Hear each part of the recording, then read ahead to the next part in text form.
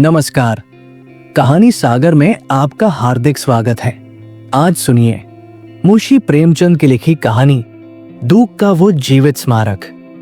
ग्राम्य निवास के दिनों में मैं पुरातन देहाती में प्राय जाया करता था।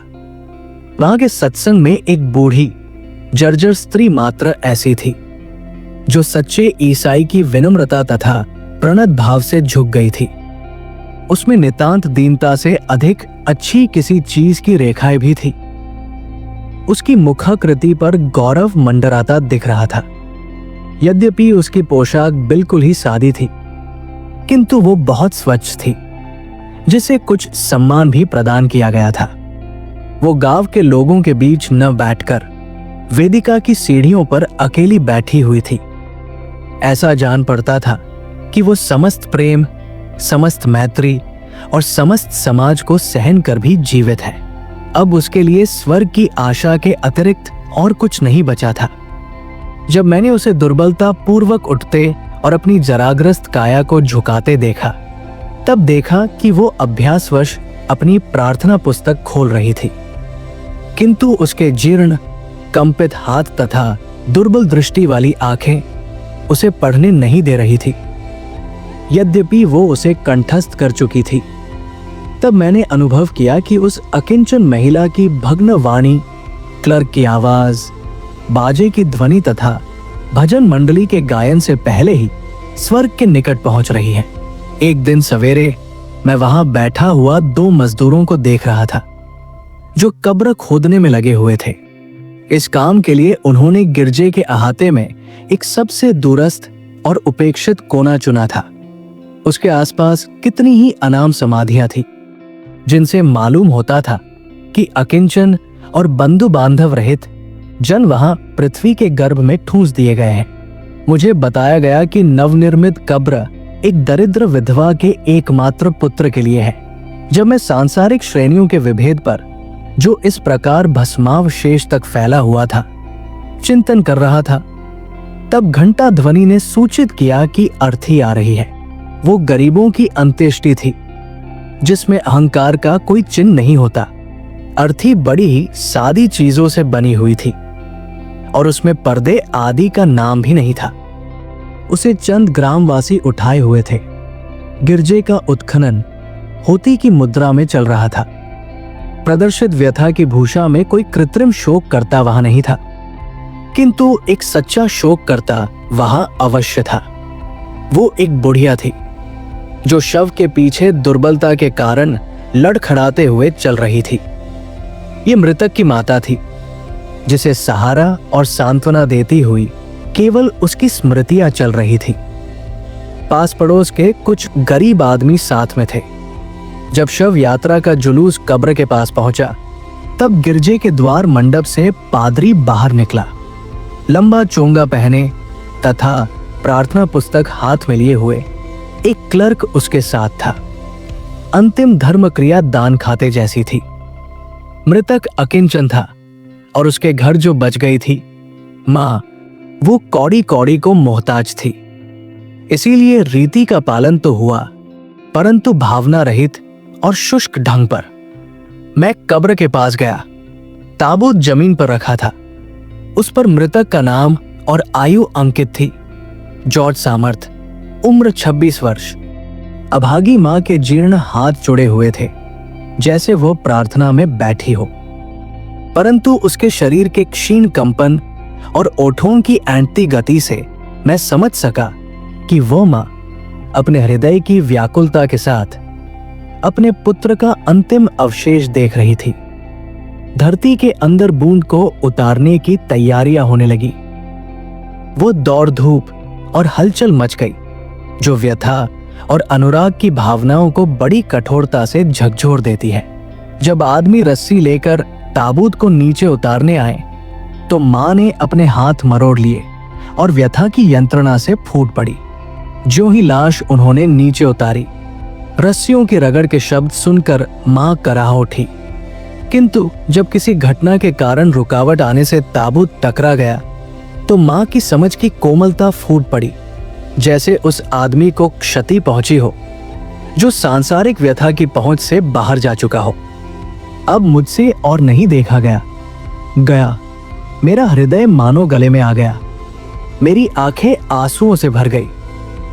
मुझे लगा मैं वहां खड़ा रहने और मां की यंत्रणा का दृश्य अलस स्वभाव से देखने में कोई बर्बर अभिनय कर रहा हूं।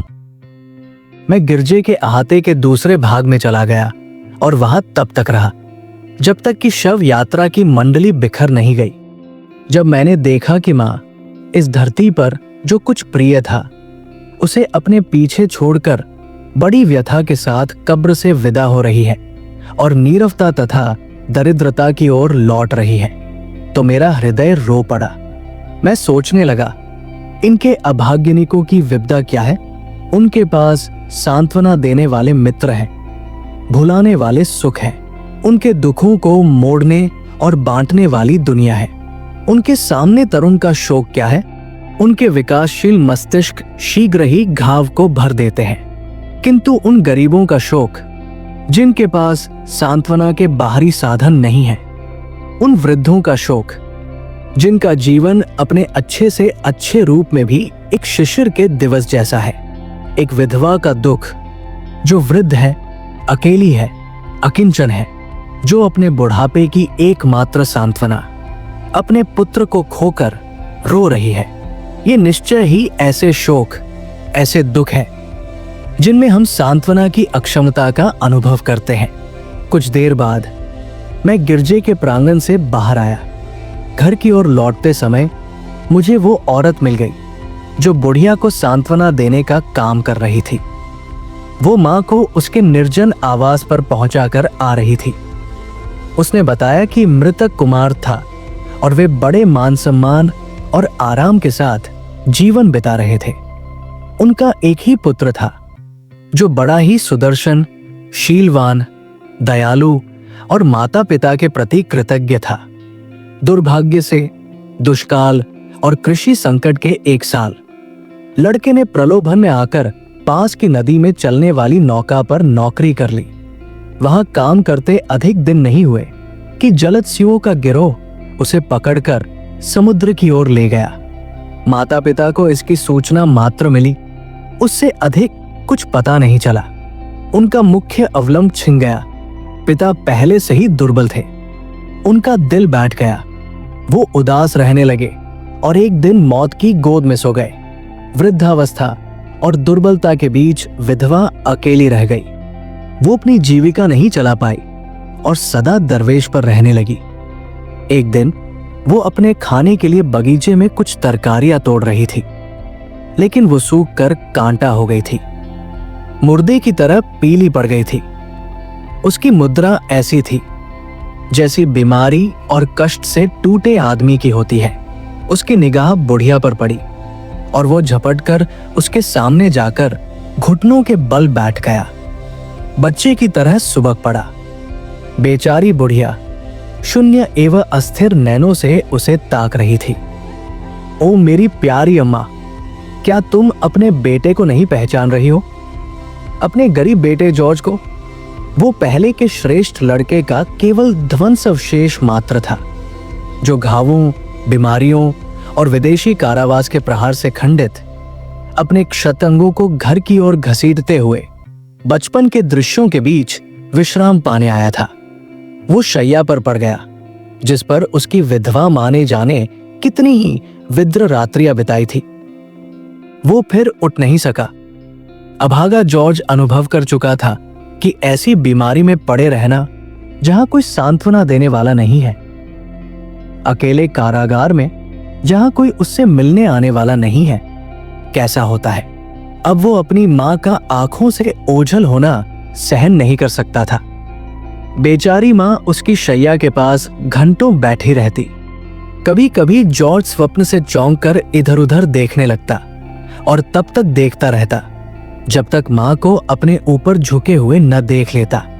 तब वो मां का हाथ अपने हाथ में ले लेता, उसे अपनी छाती पर रखता और एक बच्चे की शांति के साथ गहरी नींद में सो जाता। इसी तरह वो मर गया। दूसरे रविवार को जब मैं गिरजे में गया तो मुझे ये देखकर आश्चर्य हुआ कि गरीब बुढ़िया लड़खड़ाती हुई उसी तरह वेदिका की सीढ़ियों पर अपने स्थान की ओर बढ़ी जा रही थी। उसने कुछ ऐसी चीज पहनने की चेष्टा की थी जो अपने पुत्र के प्रति शोकार्थिक की द्योतक हो। पवित्र अनुराग और नितांत अकिंचन के बीच के संघर्ष से अधिक करुणा की ओर कौन सी बात हो सकती थी। कुछ धनी सदस्यों ने उसकी कहानी सुनकर द्रवित हो उसकी स्थिति को सुखदायी बनाने और उसका दुख हल्का करने का प्रयत्न किया, किंतु ये सब कब्र की ओर बढ़ते हुए चंद कदमों को सरल बनाना भर था। 1 या 2 रविवार की अवधि में ही वो गिरजे के अपने आसन पर अनुपस्थित पाई गई।